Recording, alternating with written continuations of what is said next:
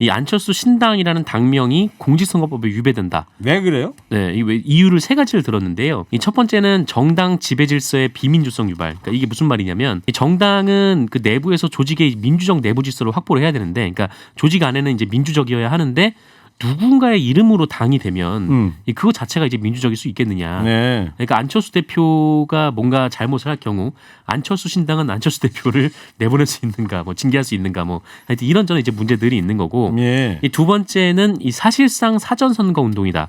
이게 뭐냐면은 그러니까 안철수 신당이란 이름이 계속해서 나간다라는 거죠. 그러니까 어떤 활동에 있어서 이 안철수 대표와는 관계없는 활동에도 안철수 신당에서 어떤 그 성명이나 이런 거를 낸다면 언론 보도에 계속해서 안철수 대표의 이름이 노출이 될 수밖에 없는 좀 그런 상황이기 때문에 사전 선거 운동 소지가 있다 이런 거죠. 네, 그렇습니다. 사전 선거 운동이다. 그리고 이 마지막에는 투표를 할 때 이 정치인 안철수와 혼돈할 수 있다. 네, 이런 가능성을 들었습니다. 그래. 최고의 허리케인 라디오.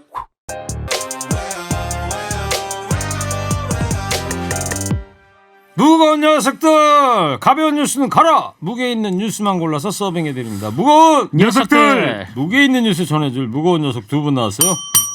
뚱커발 인사이트 K 배종찬 소장 어서 오세요. 와우. 네. 뚱블리 정상근 기자 애처롭게 울고 있습니다. 네, 안녕하십니까. 신종 네. 코로나 바이러스 사태가 너무 힘들다고 애처롭게 울었습니다. 자, 우리 무겁당 간부들이 다 모였어요. 어제 그저께 청취자분이 네. 저 무겁당 만들었다고 그랬더니 저보고 대표하라고 그러고. 네. 배종찬 소장은 원내대표. 원내대표였죠. 네. 정상근 기자는 정책위 의장. 네. 아, 정책이죠. 네. 근데 뭐 창당 뭐 발족식 그런 거 안 해요? 족발을 먹죠. 저 무겁당이란 취지에 맞게 몸무게 순으로 하면 어떻겠습니까? 대짜를 시켜야 될 것 같은데. 자, 코너 끝에 방송만 잘 듣고 계시면 금세 맞힐 수 있는 무게 있는 퀴즈 내드립니다. 지금부터 무거운 두 분이 전해줄 무거운 뉴스 잘 들어보시기 바랍니다. 자, 그 시작하기 전에 지금 네. 국민일보에서 속보로 띄운 기사가 짧은 게 하나 있는데요.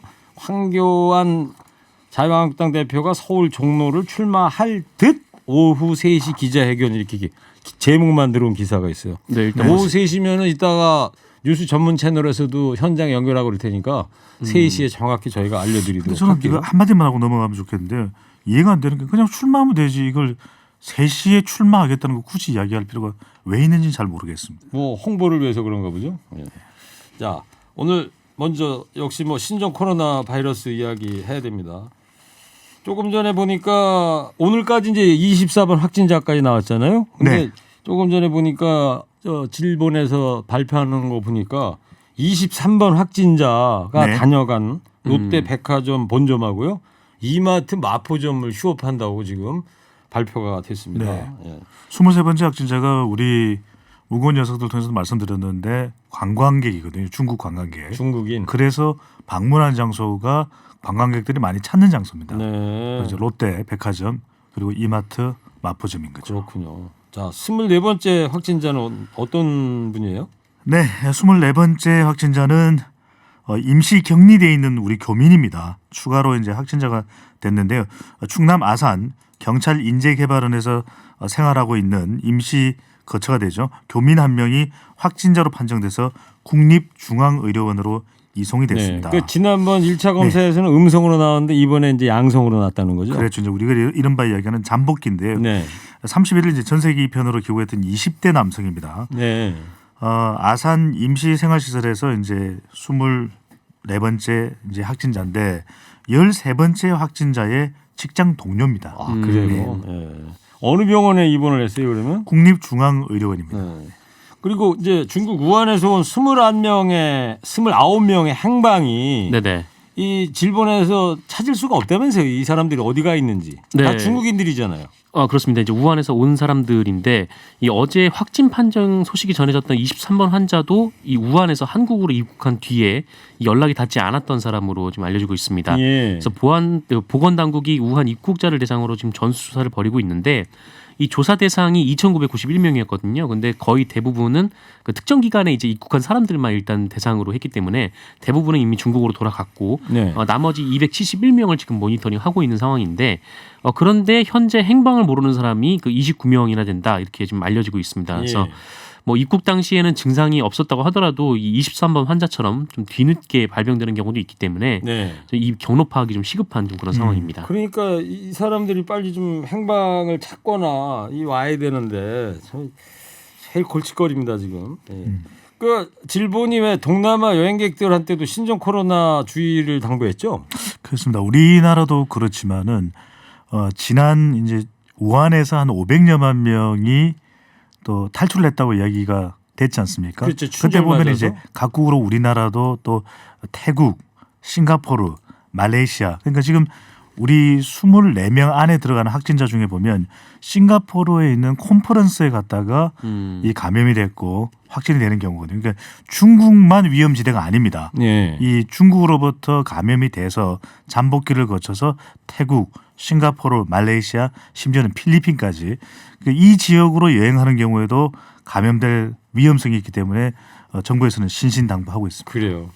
조금 전에 그 23만 확진자가 다녀갔다는 롯데 백화점하고 이마트 마포점 임시휴업 들어갔다 그러는데 20번 확진자가 또 홈쇼핑 채널 직원이라 생방송까지 중단이 됐다고요? 네, 이 진짜 흔치 않은 일이 벌어졌는데 GS 홈쇼핑 직원 가운데 한 명이 그 20번 확진자였습니다. 그래서 GS 홈쇼핑이 어제 오후 1시부터 내일 오전 6시까지 직장 폐쇄를 하고 예. 소독과 방역 조치를 하기로 했는데 네. 그래서 이게 이 직장 직원들은 일단 뭐 재택근무를 하거나 이제 유급휴가를 쓰게 되는 거죠. 네. 근데 이게 지금 좀 한 발 늦은 조치다라는 비판이 있기도 합니다. 어째서요? 그러니까 이 GS 홈쇼핑 직원이 이 엊그제 저녁에 확진 판정을 받았는데 이 직원이 일단 뭐 본사에는 출근하지 않았다고 해요. 근데 지난달 30일까지는 출근을 했고 이후에는 재택근무를 해왔다라고 하는데 어쨌든 이게 확진이 딱 나왔으면은 회사가 이제 바로 좀 조치를 취해야 되는데 확진 판정을 받은 뒤에도 그러니까 어제 오전까지 이 직원들이 정상 출근을 하도록 해서 좀 논란이 일었고요. 예. 또 엊그제까지 본사 사내 어린이집도 또 운영을 하기도 했었습니다. 예. 그래서 이게 좀 뒤늦은 대응 아니냐 좀 이게 비판도 있었는데 어쨌든 뭐 이 20번 확진자 같은 경우에는 처음에는 또 음성이 나왔다가 양성이 나온 경우이기도 하고 또 일단 뭐 확진자와 같은 팀에서 일하는 그 부서원들도 14일간 재택근무가 나왔다고 하더라고요. 그래서 뭐 나름의 조치는 취한 것 같습니다만 어쨌든 뭐 이런저런 얘기가 좀 있습니다. 네. 그러니까 세 가지를 좀 추가적으로 말씀드려야 될 것 같은데 하나는 이 20번째 홈쇼핑 직원이 15번째 확진자의 가족이거든요. 네. 그러면 물론 자가격리는 됐겠지만 좀 더 빨리 신속한 조치를 취했었어야 됐다. 왜냐하면은 이게 시간이 경과되기 이전에 방역도 미리 하고 했어야 되는데 그게 늦장 대응이었다는 이야기가 나오고 있고 그다음에 이게 직장 폐쇄인데 내일까지 폐쇄입니다. 예. 그럼 괜찮은 건가? 잠복기가 앞으로도 또 남아 있는데 세 번째는 뭐냐면 재방송을 한다지만 이게 최소 인력이 투입됐거든요. 이들은 괜찮은 건가? 이런 그렇죠. 이야기가 나오고 있어요. 재방송을 위해서도 인력은 들어가야 근데 됩니다. 문제는 뭐냐면 지금까지 우리가 폐쇄된 곳이 주로 병원 이런 곳이었거든요. 지금 이제는 우리가 마트. 그런데 기업은 사실 이 기업 활동이 엄청난 타격이 되거든요. 이게 상당히 또 문제가 될 걸로 보입니다. 예. 오늘 뚱커벨이 상당히 좀 흥분하시는. 아니 그게 아니라 이건 중요한 또 소식이기 때문에 네. 자 잠깐만요. 지금 연합뉴스에서 속보가 막 들어왔는데요. 황교안 대표가 종로에서 출마하기로 곧 기자회견에서 발표할 거라고 네. 일보가 지금 들어왔습니다. 조금 이따 네네. 그 얘기는 더 하는 걸로 하고. 네. 자 우리 저 일본 얘기 좀 해봅시다. 크루즈선 요코하마에 정박해 있는 네. 여기 확진자가 이제 오늘만 41명이 늘어나가지고 이 61명이 지금 그 배 안에 확진자가 그렇죠. 있는 거예요. 3,700명이 탑승하고 있는데 현재 확진자가 61명. 네. 그래서 일본이 우리나라는 지금 확진자가 24명이잖아요. 네네. 일본의 전체 확진자 수가 이제 86명으로 이렇게 늘게 된 거예요. 예. 네. 이게 이제 초대형 크루즈잖아요. 또 갇혀 있는 공간이기 때문에 확진자가 발생하고 난 이후에 어떤 조치가 취해지냐면 배에서 아무도 내릴 수 없다.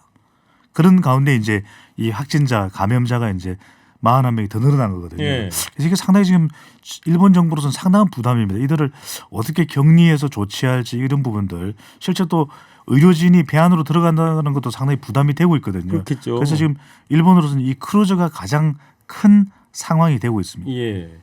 근데 뭐 지금 우리가 이 확진자가 생기잖아요. 네. 그러면 음압 격리 치료를 하잖아요. 네네. 근데 이 크루즈선에 그런 시설이 있을 리가 만무하고 없죠. 말이에요. 일단 네. 확진이 난 사람들은 음압병실로 그러니까 일본에서 바로바로 또 이송을 하고 있는데 그 내려가지고요. 네네. 이제 문제는 이제 확진되지 않았지만 현재 검사가 진행 중인 사람들도 있다라는 것이죠. 그렇죠. 그래서 그러면 61명은 다 배에서 내려서 네, 양성이 병원으로 이송을 시킨 나오면은 거예요? 병원으로 이송이 됩니다. 그건 제가 몰랐었네요. 네. 근데 이 이송하는 것에 대해서도 지적이 나오고 있죠. 일본 언론에서는 보면 이 이송이 괜찮은 건가, 네. 의료진 대비가 됐는가 이런 이야기가 계속 나오고 있는 거죠. 근데 지금 뭐 일본뿐만 아니라 지금 그 홍콩의 한 크루즈에서도 또 이게 몇몇 사람들이 그러니까 승선한 선원들이 이제 열이 좀 나와가지고 예. 여기도 폐쇄가 됐다 그래요. 선원들이 네. 직원들이 배 네. 직원들. 그 크루즈에도 한 3,600명이 지금 타고 있거든요. 야. 또 게다가 또 이 중국에서 조사를 한 결과 열차와 항공기에 그 550여 편의 이 확진자가 탄 것으로 전해지고 있어가지고 이 사람들, 그러니까 열차나 항공기에 탄 사람들을 모두 종합하면은 네. 이 몇십만 명 단위에 이를 것이다라고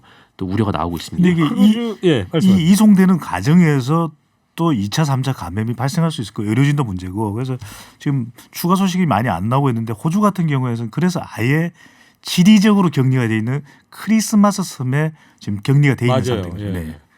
그 크루즈선을 제가 한 번도 타본 적이 없어서 잘 모르겠습니다만 여기도 뭐 등급이 있을 거 아니에요, 방이. 네네. 네. 그러니까 비싼 데는 아마 저 베란다라든가 바다를 볼 수 있는 그런 데 아마 있을 것 같고 네네. 네. 싼 데는 아마 그런 바다를 볼 수 없는 칸막이 속에 있는 이 숙소 침실이 우리가 거기에 들어가 있는 손님들도 많이 영화 계실 타이타닉 거라고요. 생각하면 되죠. 영화 타이타닉. 그렇죠. 네. 근데 14일 동안 격리를 해야 된다는데 그 방에 갇혀 계신 분들 지금 상태가 어떻겠습니까? 아까 제가 어디 조간신문을 보니까 그 배에 탄 크루즈선에 배에 탄 어떤 일본인 여성인데 네네. 네. 일장기를 그렇게 탁 내보이면서 거기다가 히라카나로 구슬이 부족 이렇게 썼더라고요. 아. 약이 없다고. 네. 참 큰 문제입니다 지금 그리고. 네. 자 그리고 여기- 오늘 네. 뉴스공장에 아침에 국내 첫 번째 확진 환자 입원부터 완치까지 담당한 조승현 인천 의료원장이 출연했었는데요. 어떤 얘기했는지 먼저 좀 들어볼게요. 이제 좀 시간이 지났으니까 이 질병을 어느 정도 수준으로 이해해야 하는 건지 그걸 좀 알고 싶거든요. 데이터가 뭐 사실은 별로 없는 상태고 또 중국 자체가 워낙 폐쇄적이어서 사실은 네. 그 데이터가 지금 정확히 공개가 되는지도 잘 의문인데 현재 외국에 나와 있고 특히 우리나라에 있는 환자들을 경과를 볼 때는 예. 메르스나 사스 때하고는 비교할 수 없을 정도로 증상이 경미하다고 볼 수 그래요? 있는 측면이 있습니다. 아, 그래요? 네. 지금까지 축적된 데이터 정도로만 볼 때는 이것이 뭐 독감 수준이다 이렇게 머릿속에 그리면 됩니까? 제가 보기에는 뭐 큰 차이는 없을 것 같아요. 네, 지금 조승현 의료원장 이야기 좀 들어봤어요. 그러니까 위험하지 않다는 얘기가 아니라 과도한 공포심 이런 거는 갖지 말자. 위생 그렇죠. 네. 관리 철저히 하자. 이렇게 좀 정리하면 될 것 같아요. 네.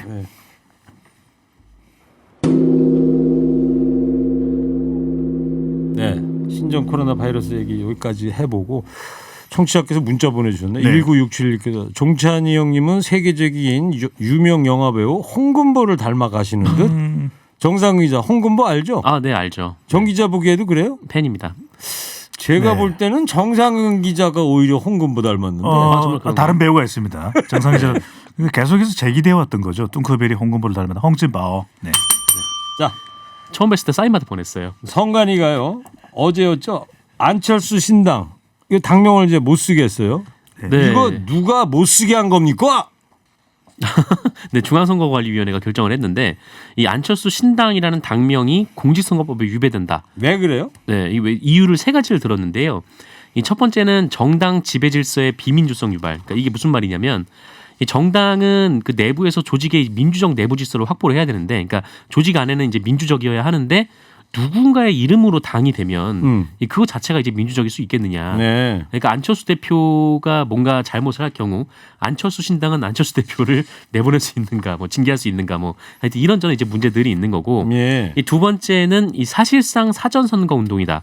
이게 뭐냐면은 그러니까 안철수 신당이란 이름이 계속해서 나간다라는 거죠. 그러니까 어떤 활동에 있어서 이 안철수 대표와는 관계없는 활동에도 안철수 신당에서 어떤 그 성명이나 이런 거를 낸다면 언론 보도에 계속해서 안철수 대표의 그렇죠, 이름이 그렇죠. 노출이 될 수밖에 없는 좀 그런 상황이기 그러니까 때문에 사전 선거 운동 소지가 있다 이런 거죠. 네, 그렇습니다. 사전 선거 운동이다. 그리고 이 마지막에는 투표를 할 때 이 정치인 안철수와 혼돈할 수 있다. 네, 이런 가능성을 들었습니다. 그래요. 이게 쉽게 이야기하면 이름 세 글자는 안 된다는 거예요. 네. 이전에도 이제 박근혜 대통령 이름 세 글자가 들어가는 정당 신청을 했을 때는 허가를 안 했는데 친박연대는 허가가 됐어요. 예. 2008년에. 그 이유는 한 글자가 들어갔다. 그래요. 이름으로 된 업소들은 있잖아요. 뭐 000 할머니 떡볶이라든가 네네. 000 할머니 뭐 다음 질문으로 넘어가야 될 것 같은데. 보쌈이라든가 뭐 시간 이런 관계에서. 거. 예.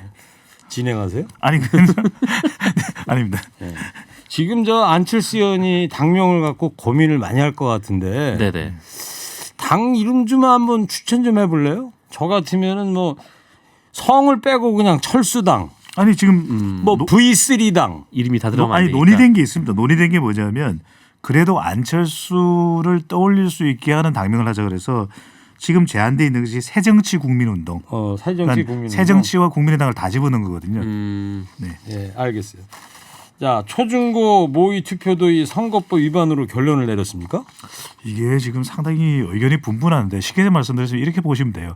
학교 만 18세 이제 근데 그러면은 유권자가 아닌 학생도 있잖아요. 고등학교 1학년, 2학년. 왜냐하면 뭐 하지 말라고 하냐면 사전 모의 투표 하지 말라는 거예요. 네. 그러니까 학교 같은 공공장소, 공공기관이고 또 대부분의 선생님들은 또 초등학교는 특히 그 공직자잖아요. 그럼 이게 공직선거법에 해당되거든요. 공직자가 학생이 잘못이 있다는 것이 아니라 공직자가 선거의 결과를 예상하게끔 하는 행위를 해서는 안 된다는 게 공직선거법에 있는데 네. 아니 그런데 또 이게 이제 그 민주 시민 선거 교육의 일환도 있기 때문에 여러 가지 좀 이렇게 문제가 제기되고 있기도 합니다. 과연 그게 무슨 뭐 결과를 알려고 하는 거냐? 학생들이 정말 선거 교육을 하자는 것인데 네. 그래서 분분한데 서울시 교육 이제 이 위원회에서는 뭐 좀 논란이 됐는데 이 중앙선거관리위원회에서 안 된다 결국 결론을 냈습니다. 그런데 중요한 게 왜 지금 이게 논란이 되냐면 올해부터 만 18세 그렇죠. 만 18세가 이제 투표권을 가지게 되거든요. 18세. 만 18세입니다. 세 번째 얘기를 해요. 18. 뭐 이렇게 강조를 하십니까? 낭낭 18. 네. 낭낭 18세. 네. 그 노래 아세요? 저고리 고름. 저거리 구름 말아지고서 아싸. 누구를 기다리나 낭낭 18세. 요즘 분위기에 좀 이런 노래는 좀 자제될 것 같네요. 그럴까요? 예. 낭낭 18세. 네. 예. 네. 자, 안철수 전 대표 측에서는 반발이 있겠죠? 네, 이 헌법과 무관한 과도한 해석으로 정당 설립의 자유를 침해했다라는 게 안철수 대표 측 입장인데요.